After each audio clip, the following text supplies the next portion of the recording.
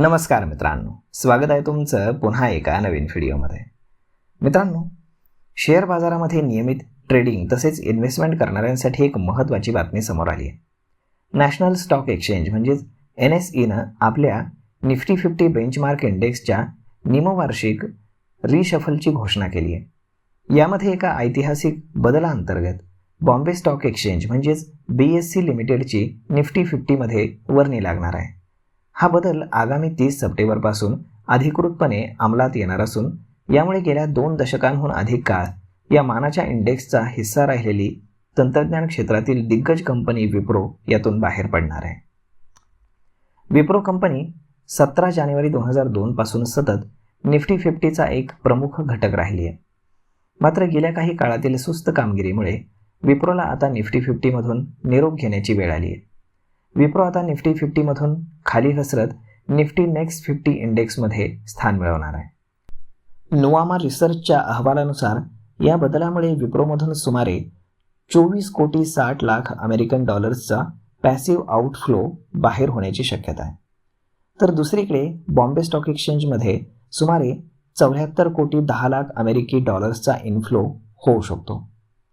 NSEच्या नियमांनुसार BSE लिमिटेडचे सरासरी फ्री फ्लोट मार्केट कॅपिटलायझेशन 1,40,879 कोटी रुपये इतकं मजबूत आहे.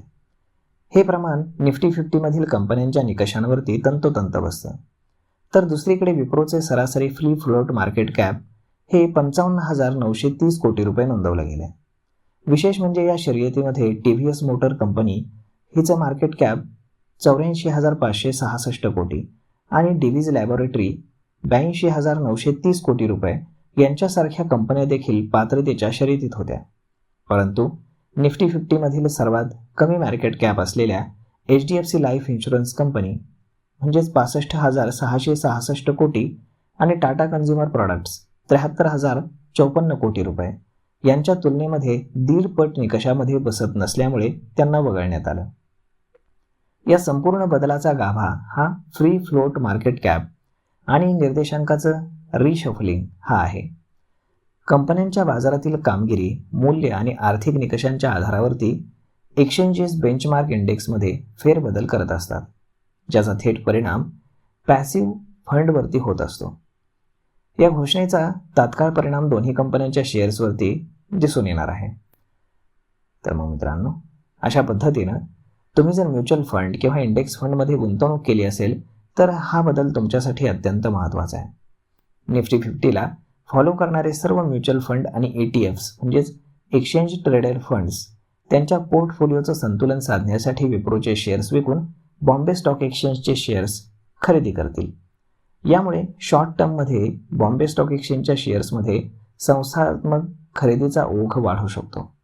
जर तुम्ही वैयक्तिक गुंतवणूकदार असाल तर कोणत्याही शॉर्ट टर्म चढउतारांपेक्षा कंपन्यांच्या फंडामेंटलचा अभ्यास करूनच दीर्घकालीन निर्णय घेणं तुमच्यासाठी फायदेशीर ठरेल. तर मग मित्रांनो, अशा पद्धतीनं विप्रो आउट आणि बॉम्बे स्टॉक एक्सचेंज इन अशा पद्धतीची परिस्थिती आता निफ्टी 50मध्ये आहे. त्यामुळे सगळ्यात महत्त्वाची गोष्ट म्हणजे ही एक रिशफलिंग प्रक्रिया आहे. त्यामुळे बाकी यापेक्षा त्याला जास्त सिरियस घेण्याची गरज नाही. तर मग मित्रांनो, हा व्हिडिओ ही माहिती तुम्हाला कशी वाटली हे तुम्ही आम्हाला कमेंट करून नक्कीच सांगा. आणि जर हा व्हिडिओ तुम्हाला आवडला असेल तर आपल्या जवळच्या मित्रमंडळींसोबत देखील हा व्हिडिओ तुम्ही शेअर करायला विसरू नका. धन्यवाद.